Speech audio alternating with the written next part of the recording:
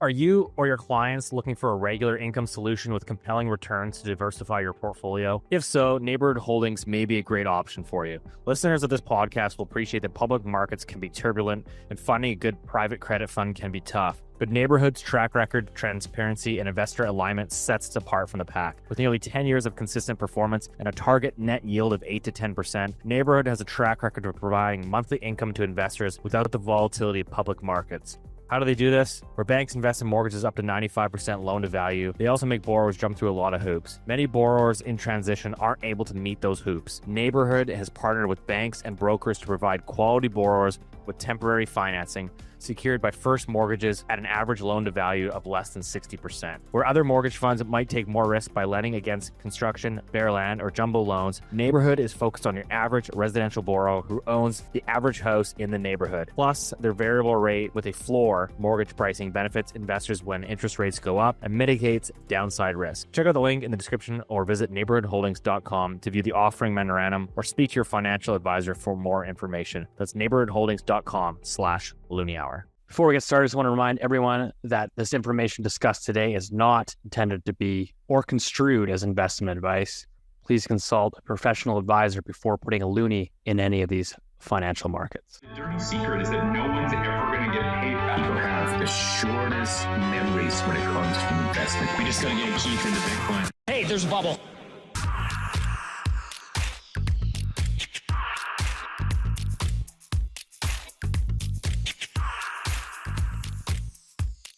Welcome back to Loonie Hour, episode 191. As always, joined by the three amigos, Boomer with his Old Navy t-shirt, and Richard Diaz with the art wall.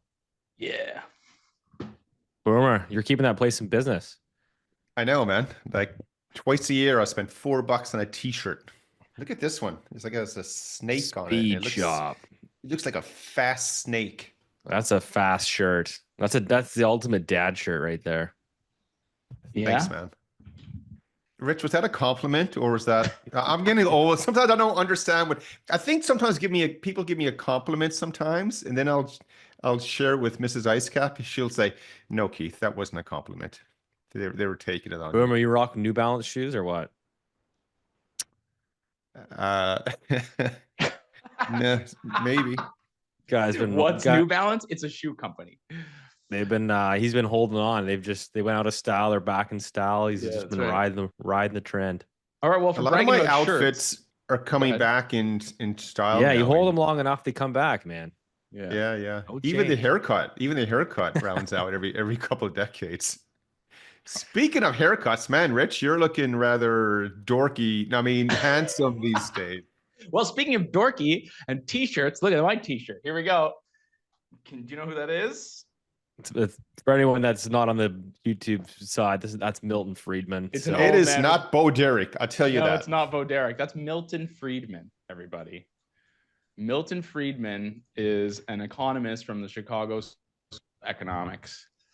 And he is a Nobel laureate. And he's the one who coined the phrase, allegedly, that there's no such thing as a free lunch.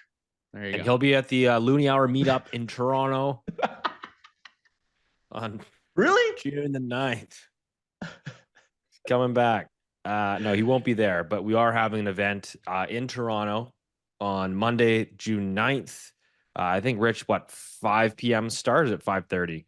Well, everybody's always late anyway. So, we say, aim for 5:30, 5:15, 5. We'll be there a little bit earlier. Oh, I meant to say that there's free parking. It's not in the show notes and it's not in the Eventbrite thingamajiggy, but there's free parking, which is cool. Toronto Cricket Club. There's still Yeah. a few seats left, or not seats, but it's a social. It's come have a drink, some appetizers, $50 for a ticket. It covers your booze and food. So it's again, not a moneymaker for the boys, but we just wanted to put together an event to get out there, meet the audience, shake a few hands, and have some good conversations. So, and there's gonna be some prizes. We got a Milton Friedman shirt. Yeah, no, I don't have a Milton Friedman. This is my only one. I'm not giving it away. We are gonna have some some Loonie Hour swag to give away. So there you go. There's a link in the show notes. If you go into the description, Spotify, Apple, YouTube, whatever, There's a link to an Eventbrite page. If you're listening to this, there's probably still maybe a few left. Might be too late. I don't know. Other than that, Keith, we had the Twinkie bet last week. I hope you came prepared, you and Rich. What was the Thank you. score? What was the score in the end on the Twinkie bet? You two lost. You guys are both calling for jumbo cuts. No, Under I called bets. for a no cut. I called for a cut. I'm not like Record the Milton tape. here. Rich By the called a way, cut. if you're a kid and you're called Milton and you're running around with a calculator and stuff, you are definitely getting picked last in sports. You're never class. gonna get laid. No, I was wrong. Died a virgin. I was wrong. I called for a cut, and so did Keith, and you said no cut. Yeah, so Rich, you and I both said they would cut. Steve said no, not yet, and it turns out obviously they did not cut. So it was the dovish pause. Is that right, Steve? Yeah, kind of. I'm gonna be honest with you. I didn't watch the presser for the first time. I read the statement, and the sort of summary seemed to be, correct me if I'm wrong, the summary seemed to be that they're just going to continue to be data dependent.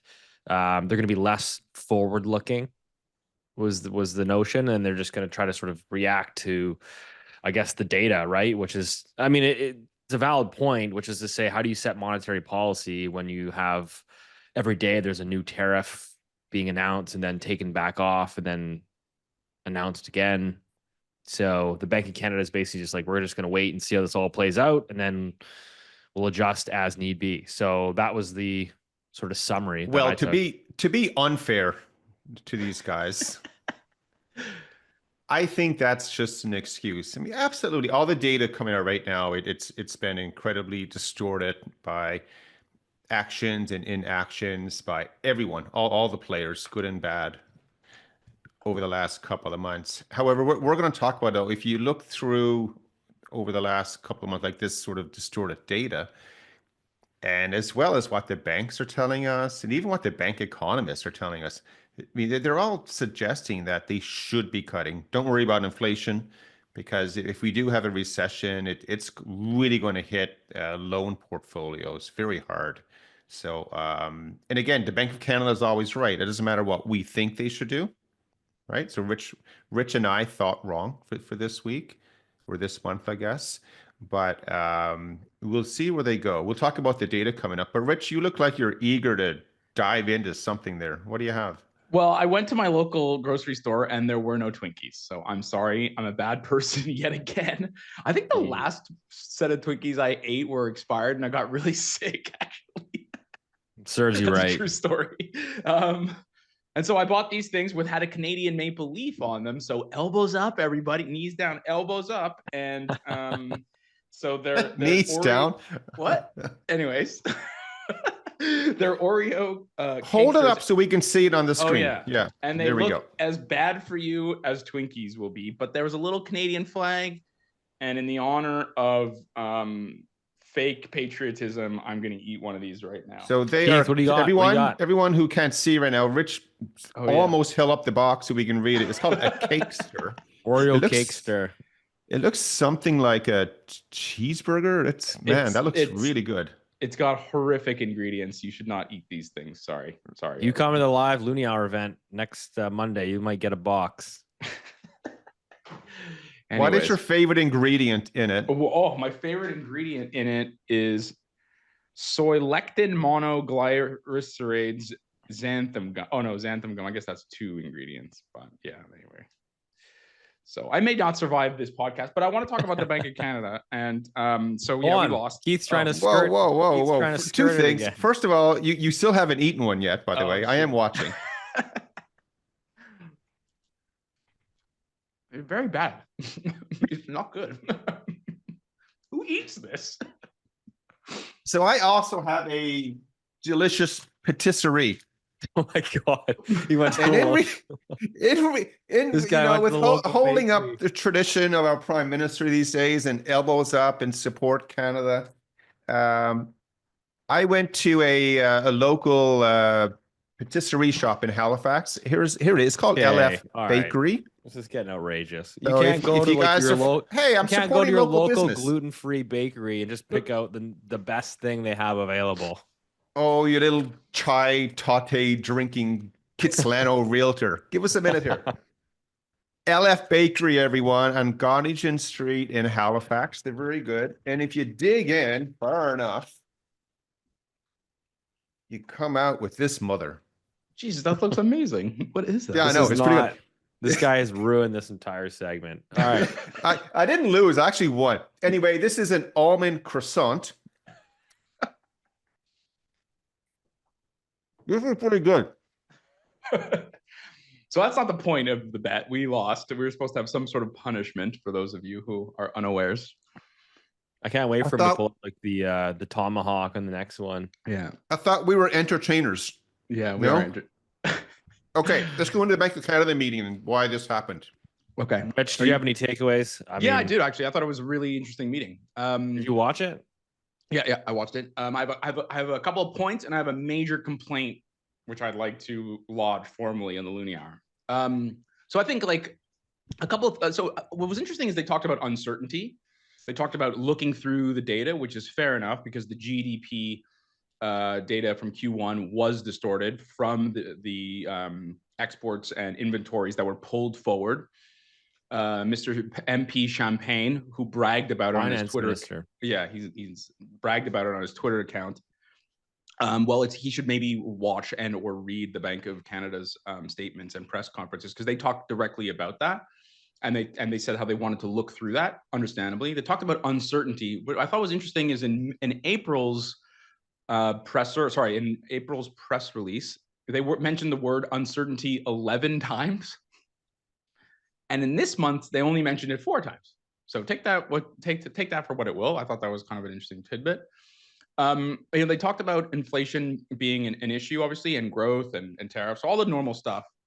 But from the press conference, the only 2 takeaways that I had weren't necessarily about the policy change themselves, but so Keith can address that. But I thought it was really interesting. He mentioned that, he addressed 2 things that are going on in Canada right now from a political standpoint that are really important, which is that he sort of challenged this bullshit rhetoric about how Canada is going to pivot away from the United States from a trade perspective. And he did it in a really cute, and I think not cute, a cute way, which was that, and I quote, he said, Canada's trade will always be concentrated with the US.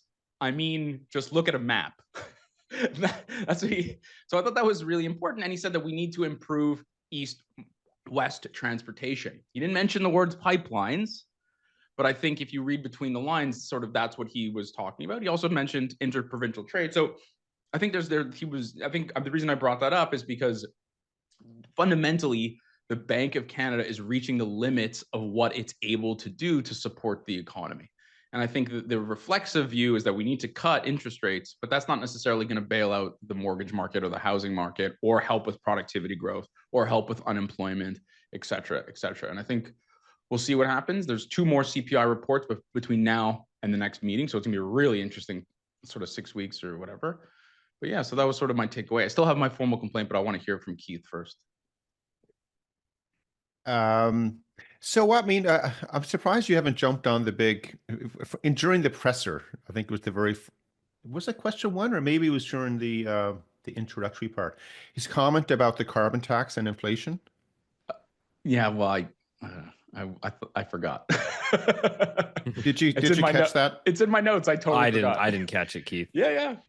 Yeah. So what happened? Basically, he said, hey, inflation has come down over the last 1 or 2 months, and a lot of it was directly attributed to cutting or pausing the carbon tax, which I just thought was quite funny because up until that point in time, no one would come out and explicitly say, except for you clowns, that the carbon tax actually was inflationary.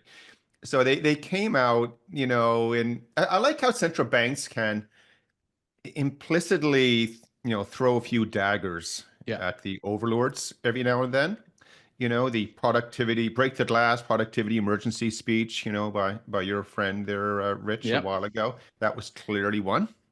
And then I think TIFF had one as well a while back, really directing fiscal policy was contributing more to inflation than monetary policy. But this one here specifically said, hey guys, carbon tax absolutely contributed to inflation. Now inflation has been weaker. They talked about the effects of that. Once you get the 12-month period, that's going to roll off. Mhm. They did not go into the new carbon tax, what effect that will have. But obviously, if it added to inflation before, it will contribute to inflation going forward. So that was the first thing that caught my attention. And then the other one as well is sort of a bit philosophical. And I see this all the time. And it is what it is. I chuckle at it and all that stuff. But God love them. Not just the Canadians, but same with everyone else. The central bankers and Rich, your boy Milton, he would have Yeah. thought this as well. Yeah, that they do believe that they can control or influence inflation by changing rates. Right? That's what they're going to do, which is really trying to affect the demand side, aggregate demand. Make it easier to borrow, extend credit, and all that stuff. And I think we're at the end of that useful cycle. So it all started with rates peaking in the early 80s, and we hit zero when the housing market crashed in 2009, and we've been at zero for a decade.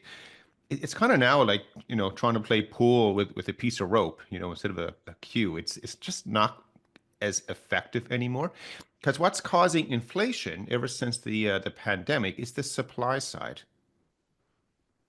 It's not how cheap credit is. If interest rates are at 10% and you knew you could make 20% on your borrowed money, you're going to borrow at 10. You don't care what it is.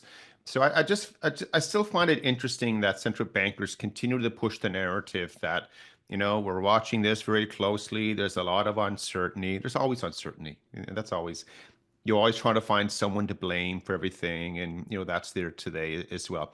But it has set them up I think they will very soon pivot away from, we want to keep inflation low to we're going to need to try to uphold growth or keep growth stronger or stabilize it.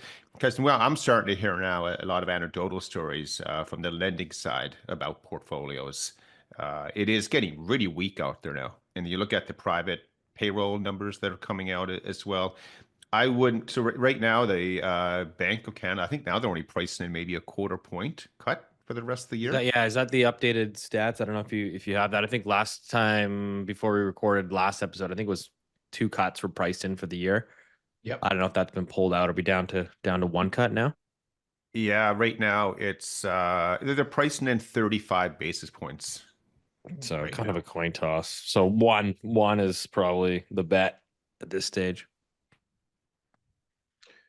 Well, Yeah, I mean, I don't. We know probably that. Go ahead. Go Sorry. ahead. Go ahead. Sorry. No. Go. Well, I was going to say it's disappointment, I'm sure, to a lot of Canadian homeowners and borrowers that, I think 60% of the float is renewing again over the next, 24 months or 18 months, I should say now. So, everyone's been, Keith, hoping for rate cuts to re-stimulate the housing market. And Well, be careful what you wish for, because sometimes rate cuts are associated with rising longer-term bond yields and the mortgage rates that are priced off those bond yields. And we've seen throughout from like 1995 to 2010. Yes, I understand interest rates were falling in a general direction; they were trending lower. But you had a situation where at least I want to say 6 or 7 times the Bank of Canada cut interest rates, and in the 3 or 4 or 5 months afterwards, 5-year bond yield and the conventional mortgage rate rose at least 50 or even at almost 1% from that scenario. yeah. So it's not at all clear that you would get a reprieve from a further cut in the short-term mortgage rate. Short-term overnight rate. And that's the credit spread story that we've been talking about quite a bit. I'm hearing now, like again, anecdotally, for some people in the lending world, with the banks, they're starting to see sharp increases now in delinquencies and things like that, like very sharp, like from 1 to 3 months ago. So we've started going down that path and journey and all that. So the Bank of Canada they had a chance. Steve, they could have been, the squirmer could have turned into a rock star today. Yeah, well, speaking of sort of on the credit side and credit delinquencies, we're going to elaborate more on that in next week's episode. We have a special guest coming on the pod. It's actually going to be very special podcast. We're heading on the road, of course, to the GTA, and we'll be visiting good friend of the show, Ben Rabideau, Bob Sakamono, as otherwise known, and so we'll be having him on the show, and I think we'll do a really good deep dive there. So, but that also kind of leads into, on the credit side, housing, rate cuts. You guys see the latest data out of Toronto, Vancouver for the month of May. Rich, you want to chime in? Well, I want to just, before we go on to the latest data for the month of May in the real estate market, I'd like to lodge a formal complaint. At the end of the press conference, Tiff Macklem said, "Go Oilers." And I was offended as a Montreal Canadiens fan. The Bank of Canada is supposed to be independent and should not be cheering for any one team. And so, Tiff Macklem, please bottle that shit, because you're a technocrat, and shame on you. Sorry. Oh my Oh, God. Loonie Hour audience, you will never get that 30 seconds of your life back that just happened. Please continue, Steve. That was awful, Rich. Anyways, yeah, we had the Toronto. So Toronto obviously is still the eye of the storm. Just look at the sales figures were down. I think it was outside of COVID shutdowns, May of 2020. It was the slowest May in several decades. The highest number of new listings. So standing inventory, new listings in May 2025 reached 13,000, marking the highest level for that month in over 3 decades. Home prices, as measured by the home price index, were down 4% on an annual basis. And kind of a similar story here in Vancouver. Outside of May 2020, it was the fewest home sales in over 20 years. You have standing inventory in the condo segment at 15-year highs, and you have prices down across the board 3%. So it's playing out. That's crazy. It's playing out. We'll see how the banks adjust. And we've gotten a couple of questions about single family homes over the last few weeks. We've gotten emails, we've been talking a lot about the condos. Can you just maybe articulate some views I mean, on very quickly, home? the single family market. It's funny because it's hard to look at the data, and sometimes people just look at the number and they just draw a conclusion. And so I think it's tough because you're in this market that's very illiquid, and there's a lot of nuances to every market and sub market. So real estate, it's not necessarily the easiest thing to just quickly look at one chart and make it a conclusion. In my view, a single family is holding up better. It is still coming under pressure. The big reason, I think, is as the condo market continues to stack up inventory, a lot of would-be move-up buyers that need to sell the condo in order to buy the house are having difficulties selling the condo, and so that's putting some downwards pressure on prices. Obviously, single-family house prices in places like Vancouver and Toronto, which in many cases, let's be honest, $2.5-3 million in these markets isn't necessarily a great house. And so it's not unreasonable for a $3 million house to come down a couple $100,000, right? And so that can kind of bring sort of the average price lower and make it look like it's a sharper sell-off, but typically kind of more at that higher end that's bringing down. I still look at it and say, your entry level single family home that's move-in ready, that's still in many cases is still actually a relatively tight market.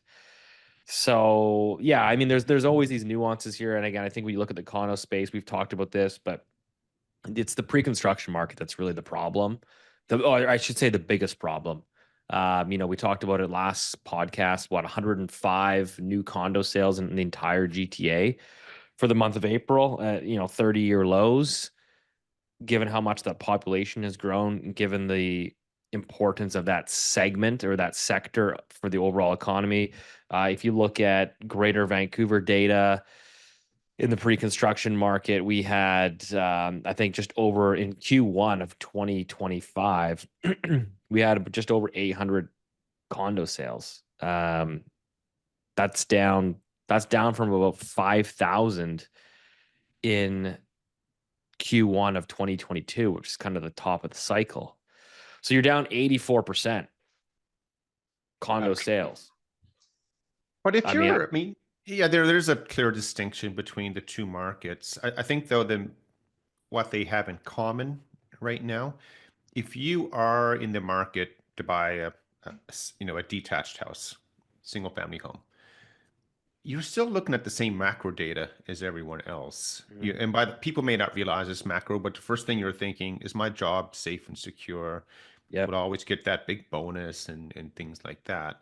And if the answer is yes, and your neighbors are still doing well, then yeah, you might find a good opportunity in that space.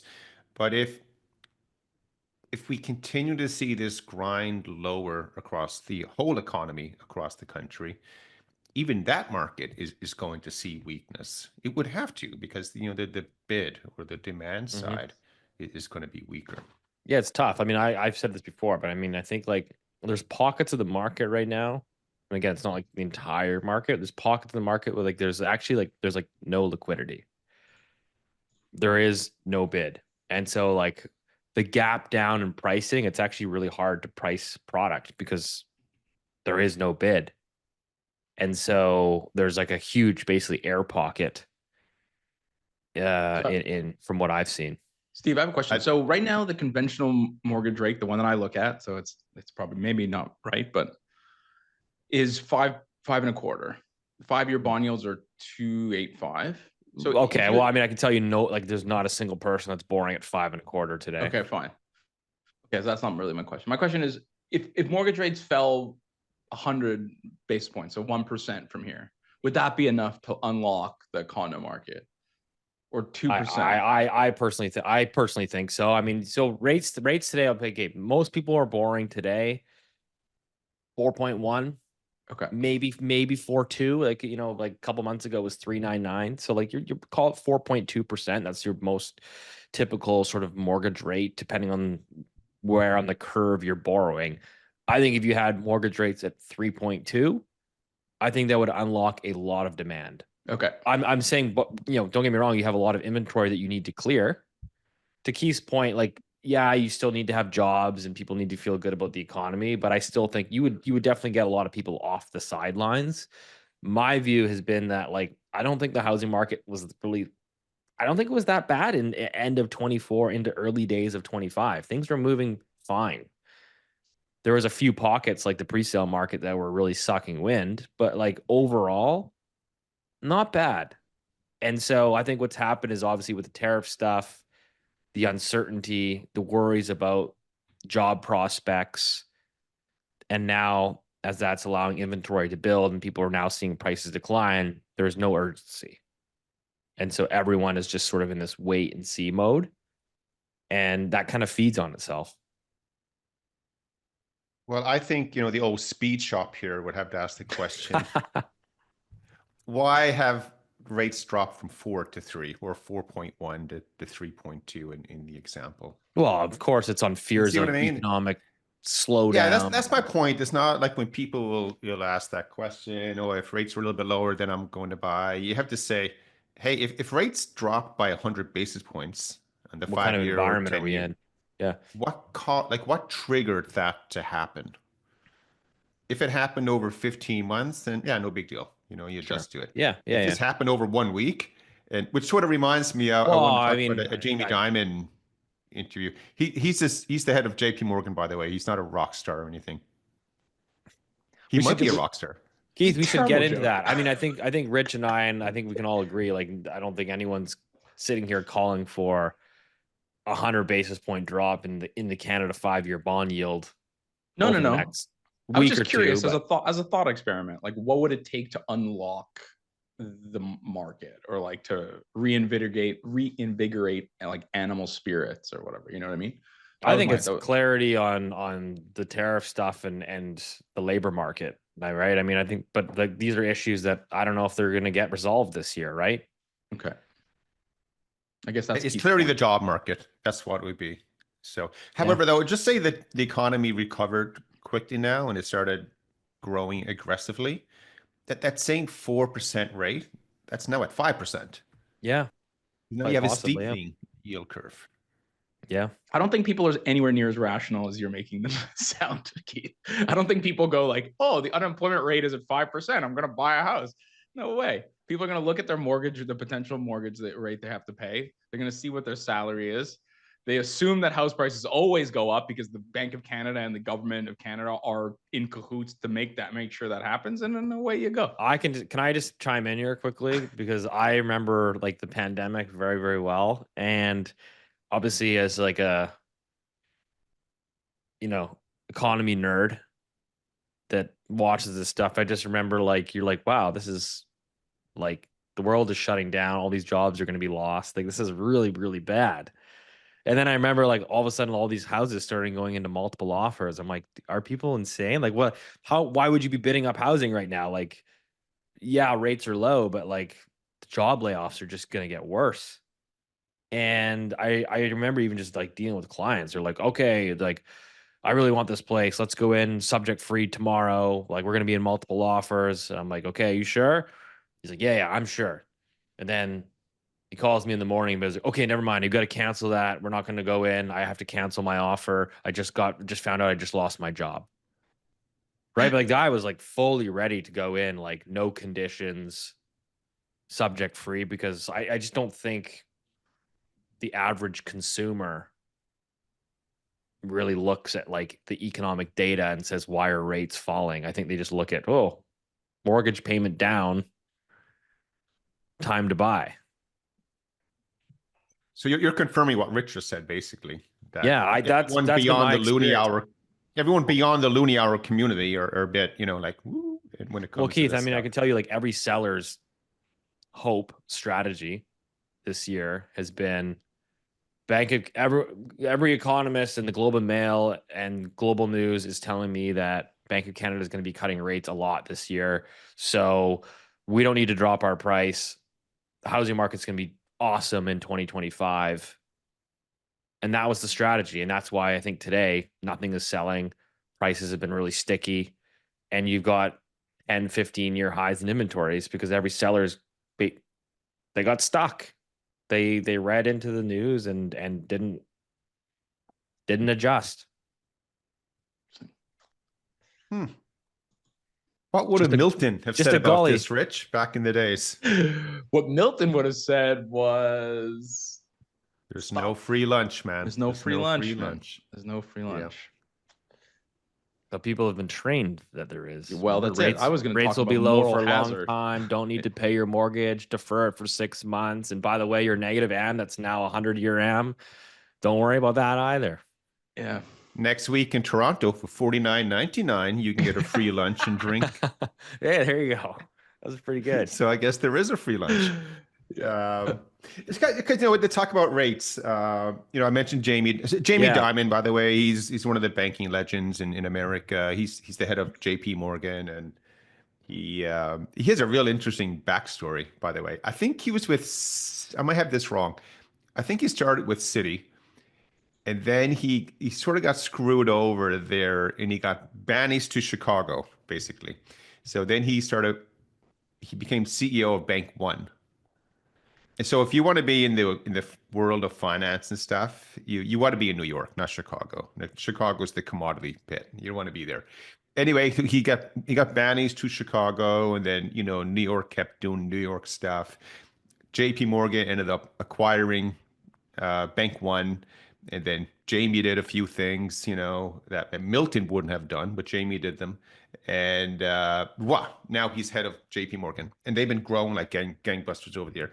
So he has access to every data point on the planet. Every dollar flows through JP Morgan, and I'm being facetious, but most dollars flow through JP Morgan at some point.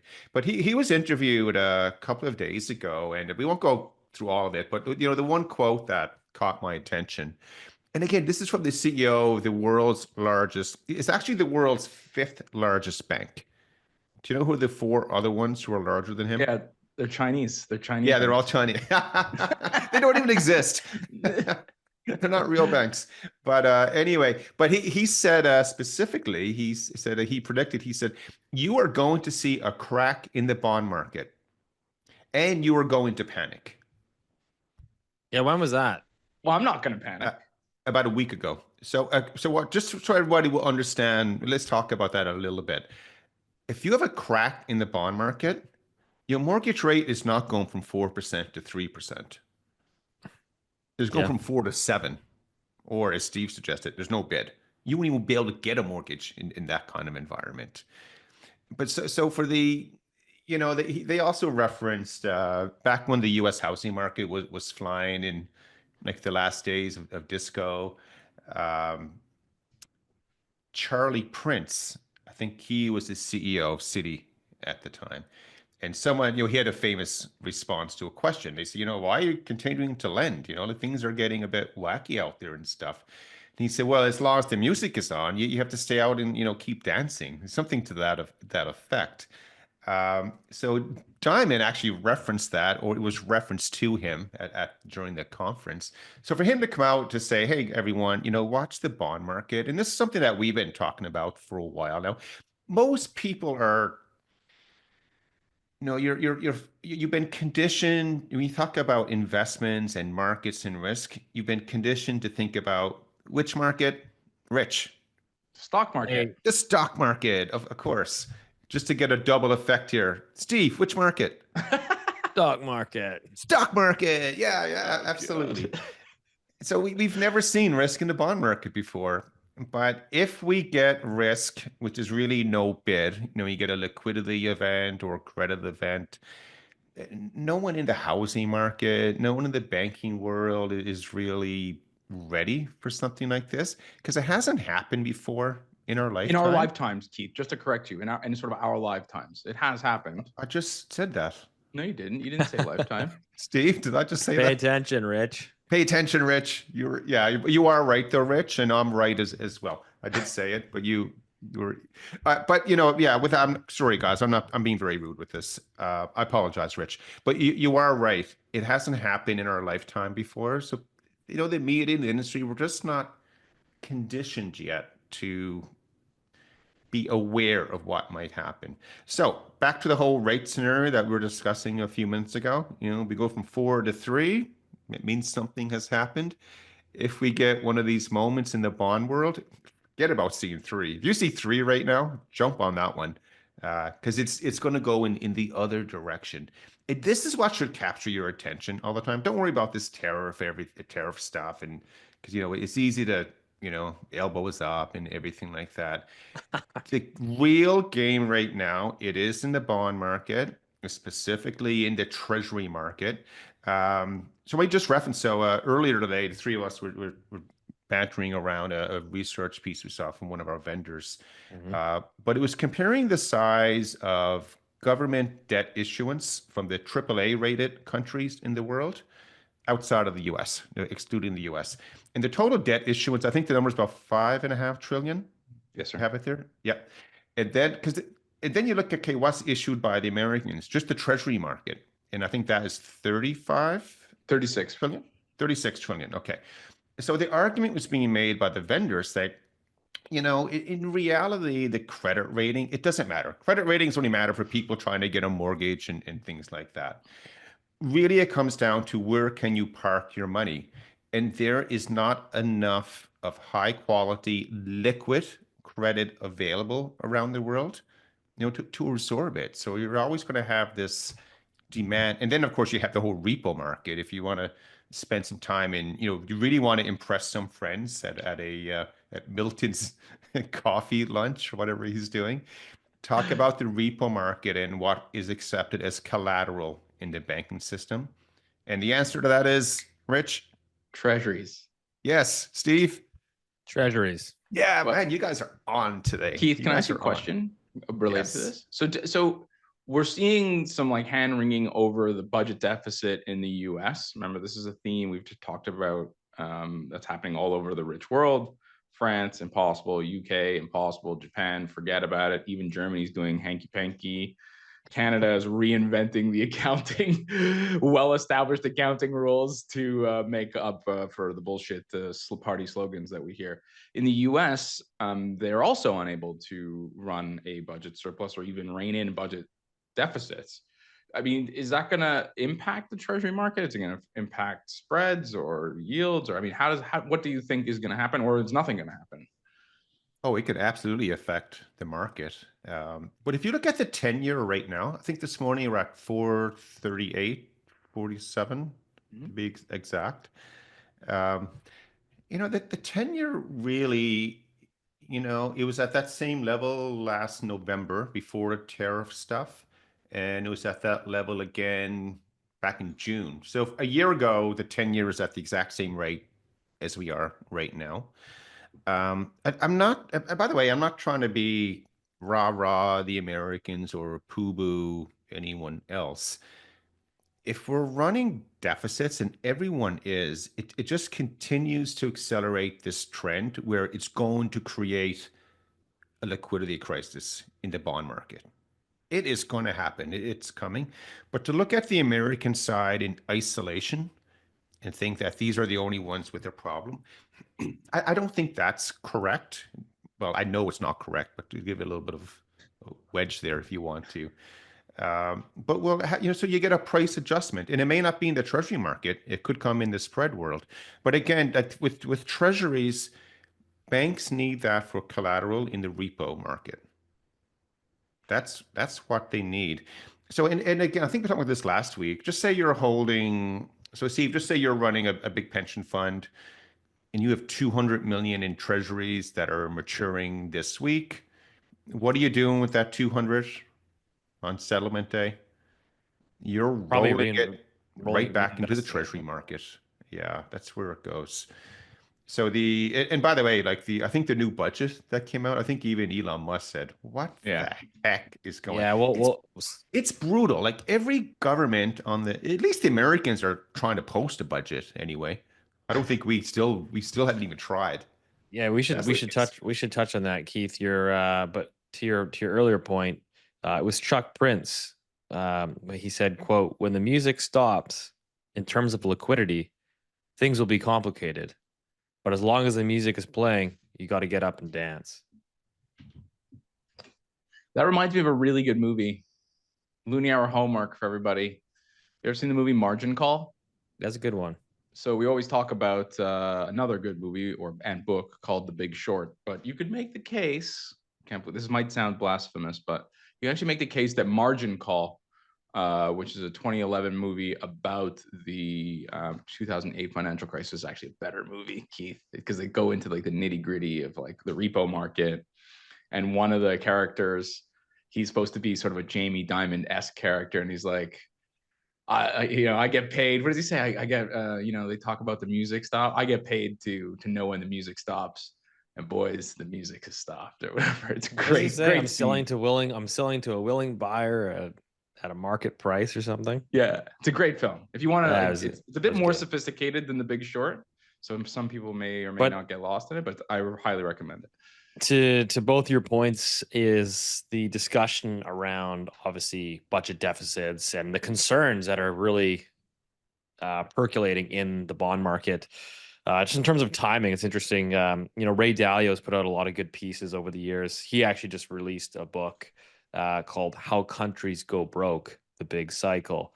So I'd encourage people to check that out. But he's been kind of talking a lot about that. We had Elon Musk, who of course is was on Team Trump, is now coming out publicly and saying, the big beautiful bill, as it's so called, is needs to be killed. It's blowing out the deficit even more. There's actually rumors, Rich, and I'm not sure if they're true, but they're circulating online that Musk and Scott Bessent got into like a physical altercation. I don't know if you saw that. Again, totally hearsay. We don't know, but I think it's just really interesting to sort of see all the commotion with this big beautiful bill and people worried about the deficit and the bond market. Seems like it's all kind of coming to a head right now. I think, though, if you haven't seen this before, just research and you'll find it. The slang word is the pork that is put into these bills. If you actually saw what some of it is, where they're allocating money for, you would be enraged as well. So I think because Musk was on the inside, he was able to see specific data on where money is going where. And, it not in their defense, but a lot of the people in Congress as well as Parliament, when something comes up to vote on, you're told to vote a certain way. That's it. No one reads it. No one reads that stuff. So How yeah, dare it's you? yeah, how dare you? Is Keith. Musk? I think he's correct to be. It's kind of funny. So now all the Democrats are rushing out to buy Teslas again. So Yeah. they can't Yeah, they can't keep up with it. yeah. So just on the big In a beautiful bill there, speed trap. it's the bill's projected to add an estimated 3.3 trillion to the federal deficit over the 10 years. That's according to analysis by Penn Wharton budget model. And the substantial increase is due to the bill's extensive tax cuts and reforms, which reduce revenue without corresponding spending cuts. And so while the bill is intended to boost the U.S. economy by 0.5% over 10 years, the fiscal costs far outweigh the economic benefit. According to the CBO, estimates that the bill would add 3.8 trillion to the national debt. So there really hasn't been a whole lot of fiscal restraint. Obviously, you had Doge at the early onset. Like, what did it end up saving, Rich? It was like 100 million or something. Yeah, not It was like a not fart much. in the wind in terms Yeah. of the I think it was actual a B cost number. savings. There was a B, a Bravo number. Maybe 100. Oh, sorry, 100 billion. Maybe that's what it was. It's just not enough. But It's they were not Oh, enough. thinking guys, come on! Now initially. you're sounding like the guys that support it. If you can save $100 billion, you're not down with us. No, No, I but mean, come 100 on. billion is That's better than not. zero. But I think Yeah, the of course. initial estimate or the initial Yeah. hope was to save about a trillion. Yeah. Correct. So they I got think to it was a 100 two number billion. even. It was pretty big what they were Yeah, so they got to 100 hoping to billion, do. not a trillion. And so, and then obviously Elon Musk is now out of the picture. Don't know what's happening with Doge, but and now obviously you're passing the big beautiful bill, which is really not fixing any of the structural issues on the debt side. But to do some Loonie Hour math here, if we have the 3 trillion over 10 years. So Yeah, that's like yeah, but let's call it 300 3 trillion. billion Yeah, a year. Yeah, I think that's right. Wait, let me get my calculator. It's really not that big of an increase.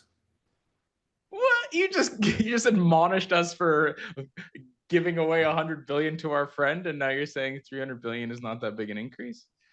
I Well, it think depends if it's a capital expenditure or operating. I think for me, the perspective, just quickly on the US thing, I think the thing is really about where you are in the cycle. And like the problem with Joe Biden's budget deficits of 8% were not that they were necessarily 8%, was that you were at full employment. So you had unemployment at 3.5% and you had an 8% budget deficit. Now unemployment in America is 4.1% and you have a 6% budget deficit. It's wildly irresponsible.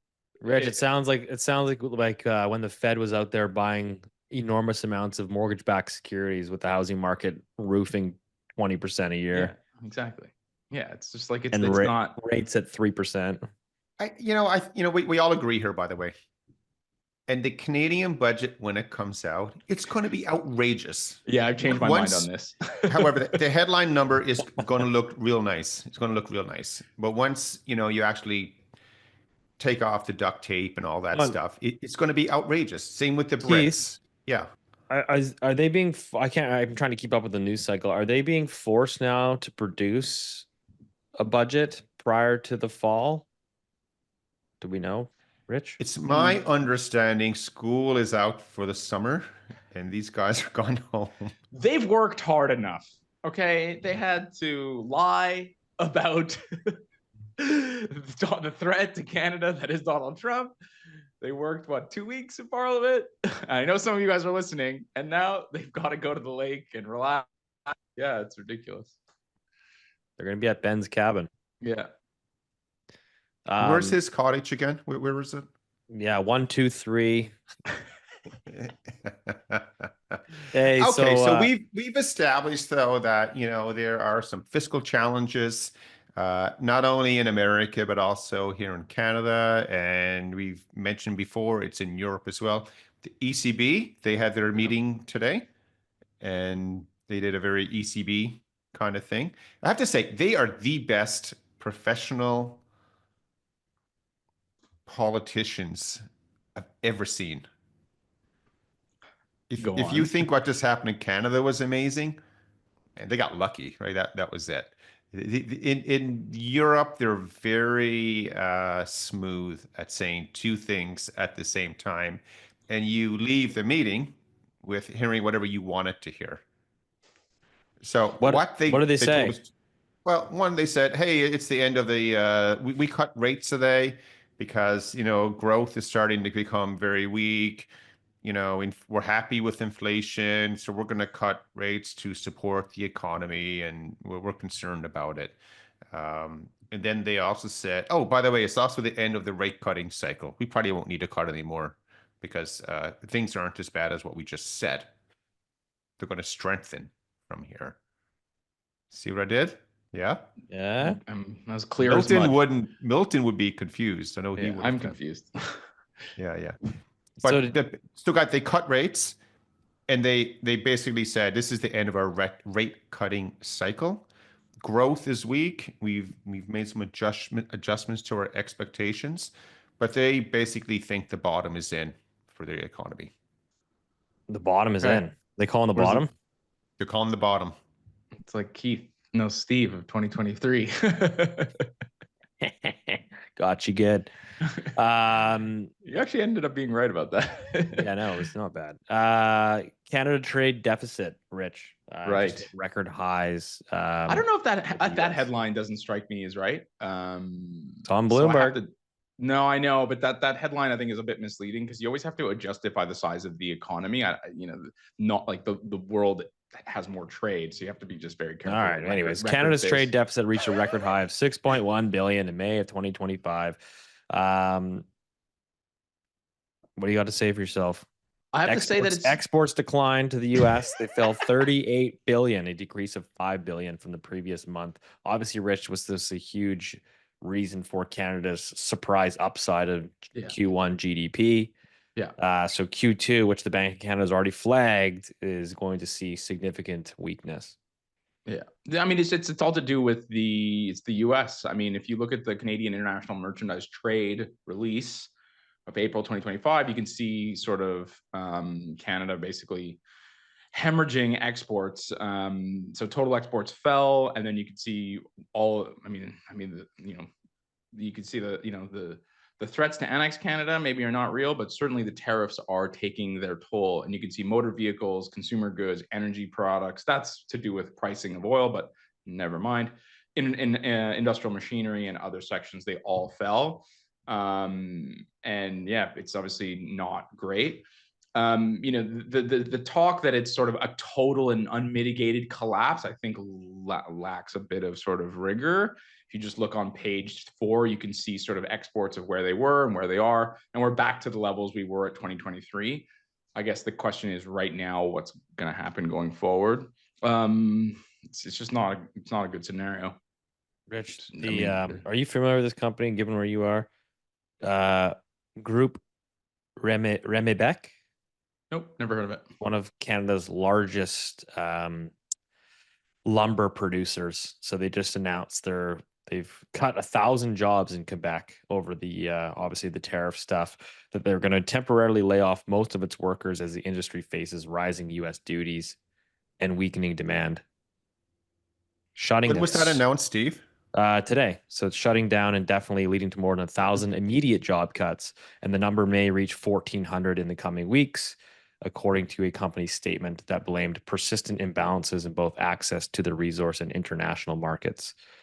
And I know you're just reading the statement there, but maybe Rich might know, maybe the internet knows. Are they in one like little small town? Is this devastating a whole town, or is it spread out across? It's headquartered in La Tuque, Quebec.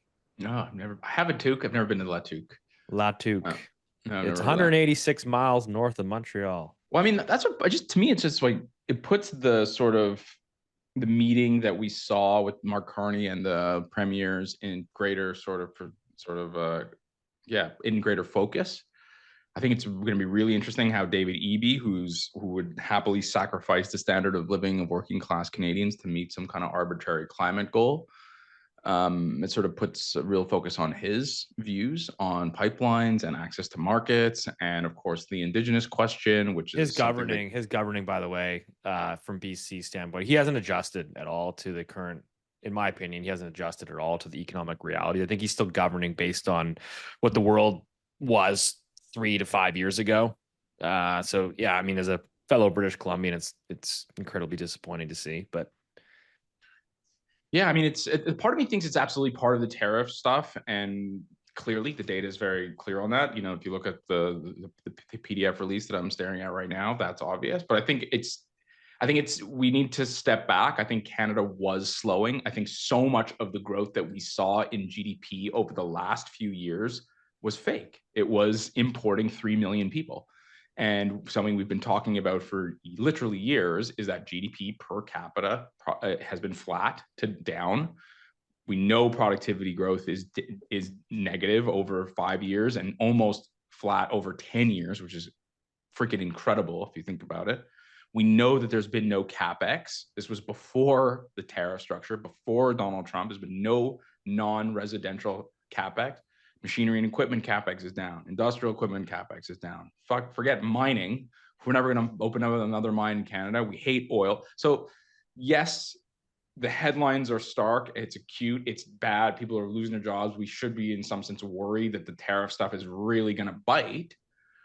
But I think we got to stay focused on the bigger picture. This is a function of a badly mismanaged economy with an emphasis that, in my view, that natural resources are not important, and the only game in town is Steve, is real estate. And now that the real estate market sort of deflating, we're seeing the tide's gone out, and we see who's wearing shorts and who's not.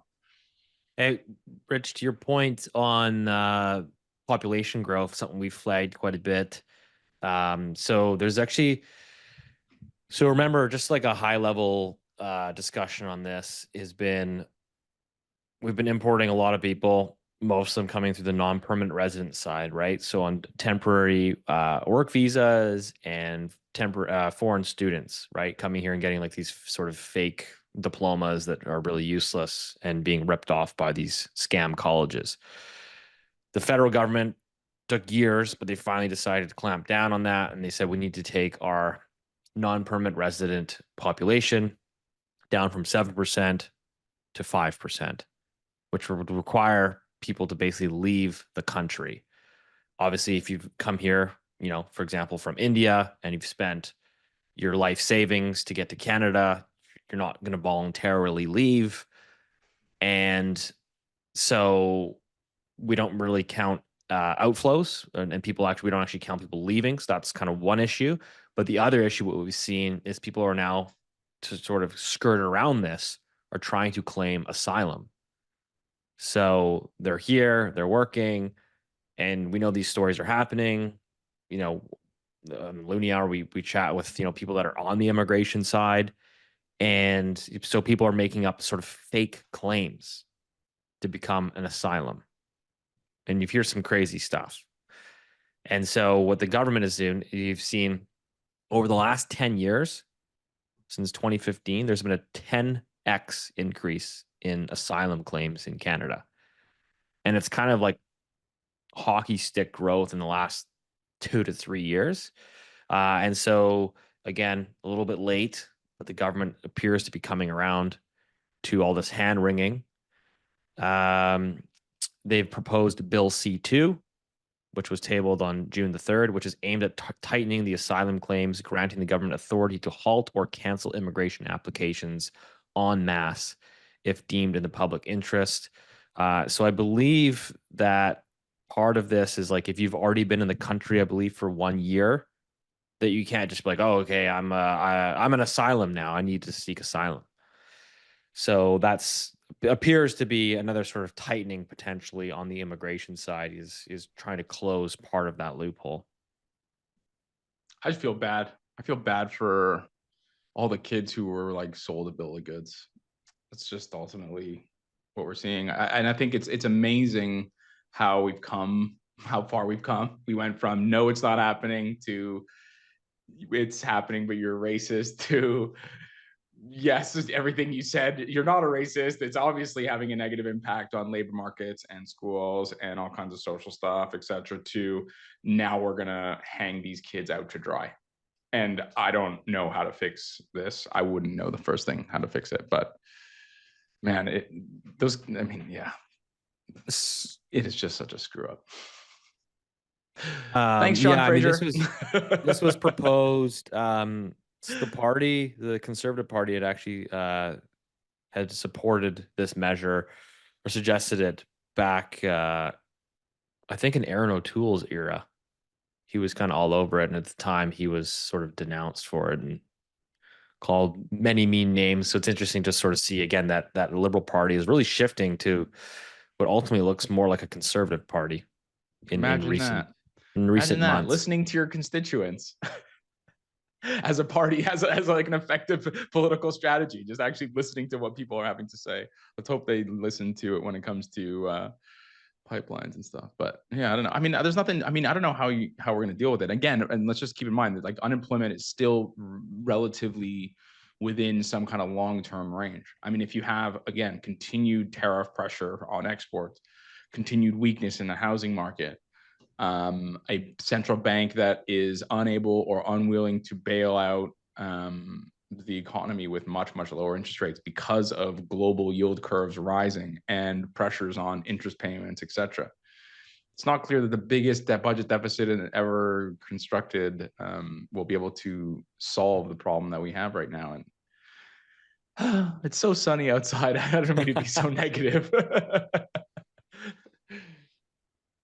Keith, any thoughts? Well, I feel kind of low right now listening to yours, what you two guys have just shared with us.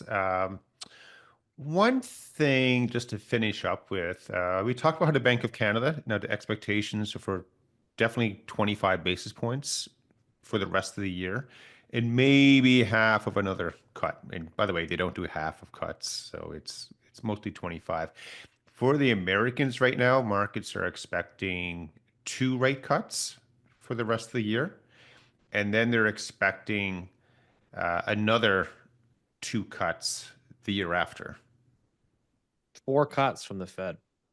Yeah. Yikes. Yeah, over the next, call it 18 months. So with all else being equal, that's implying that, hey, the economy is going to slow in America. They're going to cut rates to help, cushion that landing and everything. We've already seen the ADP payroll data. I think it came out a couple of days ago or something. It was weaker than expected.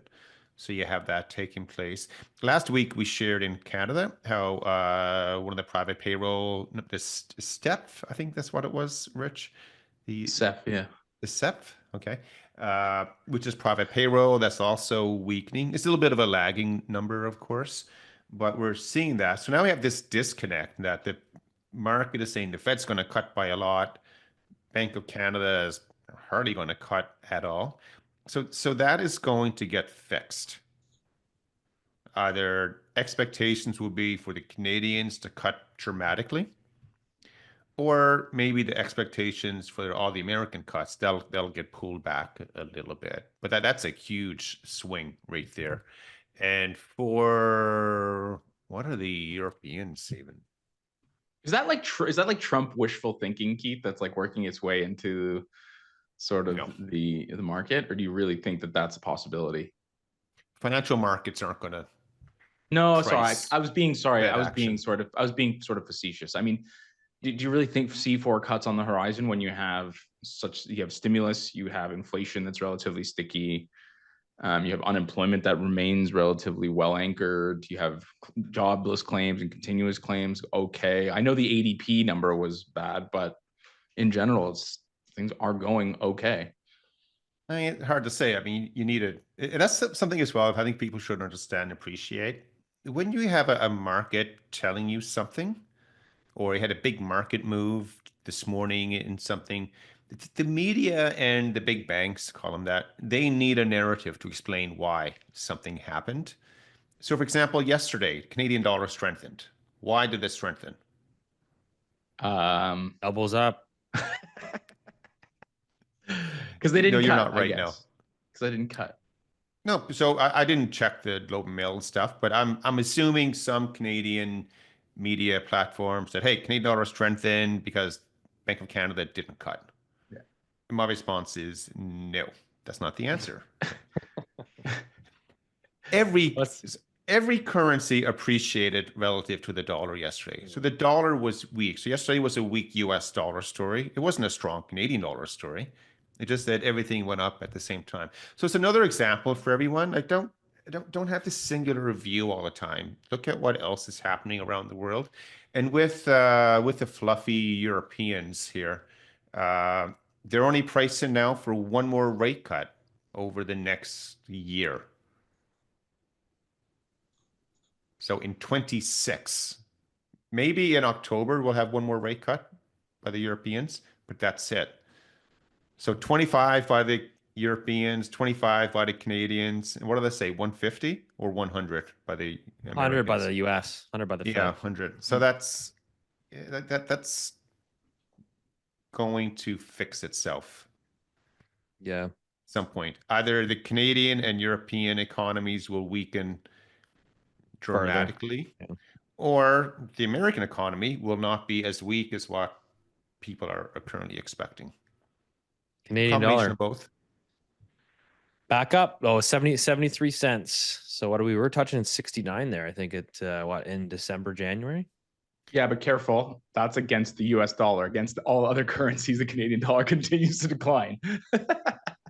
Thanks a lot for ruining the day. So I don't mean I'm Debbie Downer today. I just people are gonna go to Europe this summer because they hate America all of a sudden, and they're gonna know the euro is gonna be worth a lot more than their Canadian dollar. So just heads up. It's a good point. It's funny. I was chatting with a family the other day. They're friends of ours. They're going to Europe in a couple of months, and they keep looking at the CAD USD exchange rate. And I said, "What? Why are you looking?" They said, "Well, we gotta buy, euro," and you just. But that's the world we live in. That's the world we live in. No, It's just a gully. It's like One if of you my- want to buy a house in Kitsilano, you're looking at the housing market in Saskatoon, something like that, as a proxy. One of my favorite charts still continues to be my Canadian dollar basket of the yen, the pound, and the euro versus crude oil. And it continues to work because Canada is a petro state and we have a petro currency. So if you want to get a clue on the prices of currencies for your vacations, keep an eye on the Rich, oil price. Yes, sir. do we have another 2 minutes, Steve? Yes, sir. For you? Sure. Man, we own the whole channel. We can talk for 3 more hours if we want to.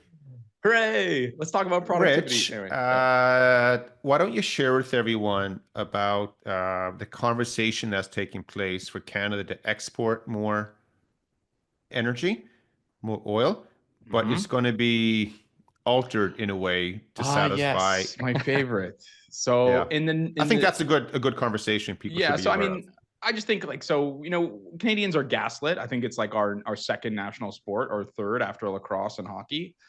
And the latest sort of salvo that we've been or the latest thing that we've had to deal with is this BS called decarbonized oil. Now, if you just Google it, I guess, if you say what is decarbonized oil, decarbonized oil is I don't really understand what that means, but I think it's a way for the federal government and a lot of the provincial governments to do marketing speak to, I don't know, it's a euphemism. I honestly, Keith, I have no idea what it freaking means. It's a meaningless term, I think, in order to get people who are on the sidelines with respect to fossil fuels and pipelines in the game and sort of agreeing to what inevitably has to happen, which is Canada needs to unlock its natural resources. And those natural resources, many of which are literally fossil fuels, carbon, and others that are not. And it's just, to me, it's just another line in this lie, the lie that Canadian politicians just insist on living by, which is that Canada is a petro state. We sell oil for imported goods, and any outside of that, it's just all sort of marketing shtick, basically. Okay, so let's just say then that they are able to take the carbon out of the oil. Right? That's what you're suggesting? Yeah, I know, but it doesn't make anyway. Keep going. They're taking the secret out of the caramel milk bar, something like that. And now they have to sell it. But now they've built the pipeline routes to sell this stuff. I assume there's an extra cost to doing this. Oh yeah, of course. Yeah. So on the international market then, will Canada be able to sell that oil at a higher price than other oil that has not been decarbonized? Will other countries like Well, China, Japan, whoever wants to buy this stuff, they're going to say, yeah, we want to pay an extra $4 a barrel for Canadian oil because they took the carbon out. I so know the answer, by the way. The answer is no. The answer is obviously no. But the irony, Keith, is because we sell 95% of our oil barrels to the United States via pipeline. There's about 400,000 kilometers of pipeline right now. So when you hear this bullshit about the TMX, it's like it's galaxy brain stupidity here. But the problem is that because we have one buyer, it's called a monopsony, not a one seller is a monopoly. It's one buyer is a monopsony. We actually sell. There's no our way oil. Steve can say that word, by the way. Try it, Steve. No, thank you. Because we sell our oil via pipeline, virtually all of it to America. It's actually sold at a discount to let's say the global barrel, right? There's different types of barrels. There's Brent, there's WTI, which is West Texas and Intermediate, and we sell our Western Canadian Select, which is there's different types. Let's just say that's the one we sell, and it's sold at a discount. Sometimes that discount is like $10 or like 15% of a barrel of oil. So not only are we already selling it at a discount, we want to make it even less attractive. Like, it's so stupid. And and the reason it's stupid is because Canadian politicians are not being honest with Canadians.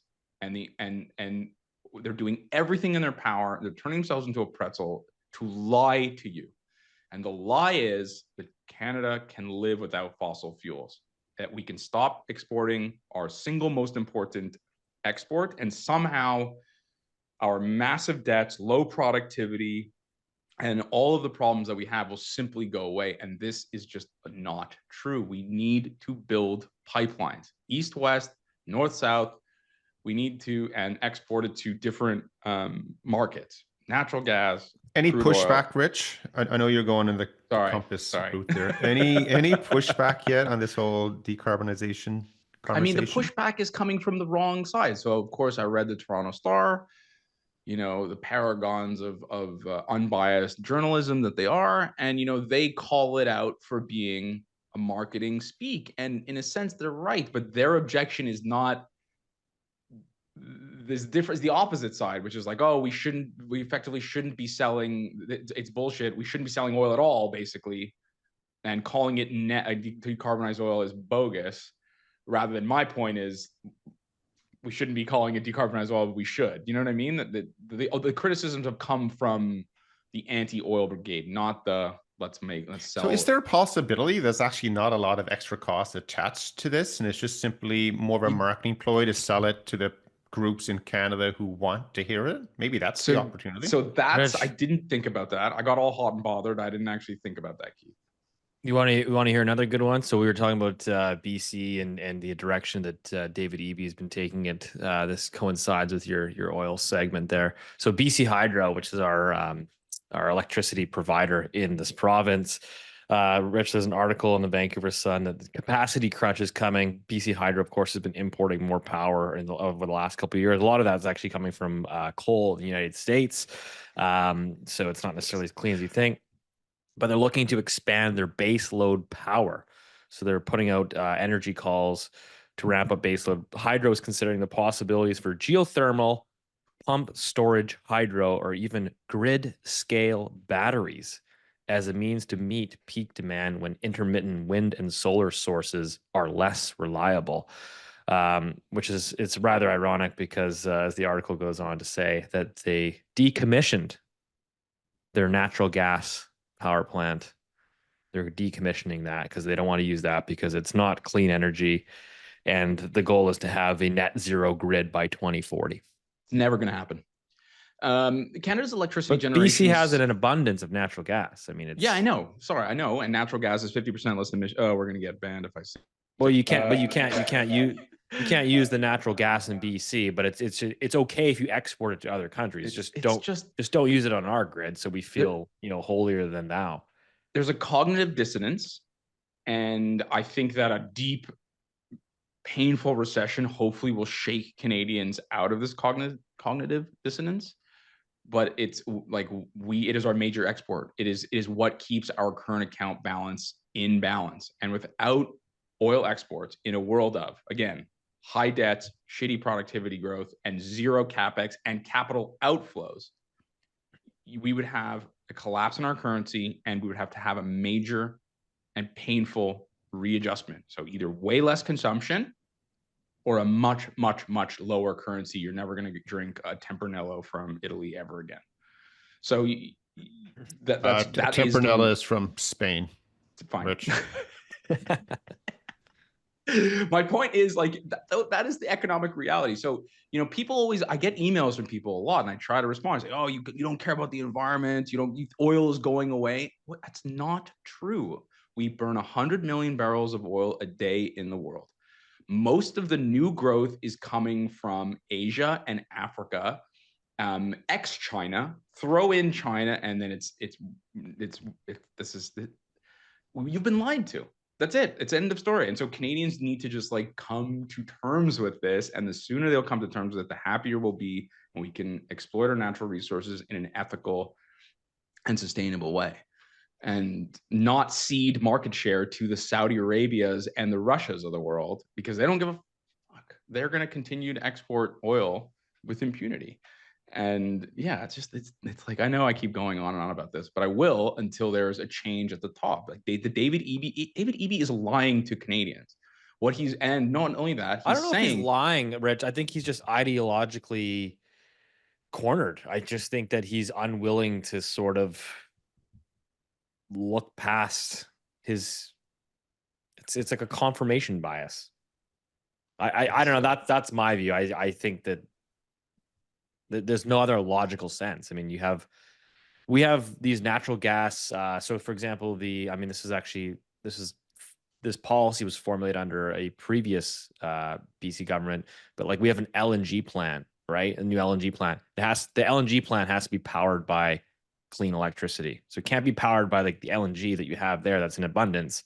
It must be powered by a clean energy source, aka BC Hydro. It just logically, you're like, well, that just doesn't make a whole lot of sense, but I guess if it makes you feel good. But that's what it is. To me, it's I think Canada should have a well-funded welfare state. Keith and I always go get loggerheads at this. I think it's good that we have free healthcare. I think it's good that we have subsidized higher education. In order to do that, you must have wealth. In order to create that wealth, you need to do something. You cannot forever take on more debt and sell houses to one another. Sorry, Steve. Eventually, the music will stop, and you will have to produce a thing that other people wanted to buy. We have this in abundance. We have the engineers and the cement available to us to exploit that. And we actually, in my view, genuinely care about the environment. We're not going to poison rivers like they do in China. And so, but this idea that it's somehow progressive for Canadian working class people, because rest assured, they will pay the price for these decisions, to somehow be poorer and less wealthy and have shittier wait times at the hospital and crappier schools and crappier roads to meet some ideological view of the world, is not progressive. Anyway, I'm getting the music's playing and I'm getting wound off the stage, but I'm just saying, carry him out of here. You started this, Keith. I was minding my own business, and you got me all riled up. All right, for more of these rants, you can come to June 9th event, hang out with Rich, Milton Friedman. We'll have a good time, couple beers, share some stories. We appreciate the ongoing support. As always, see you next week.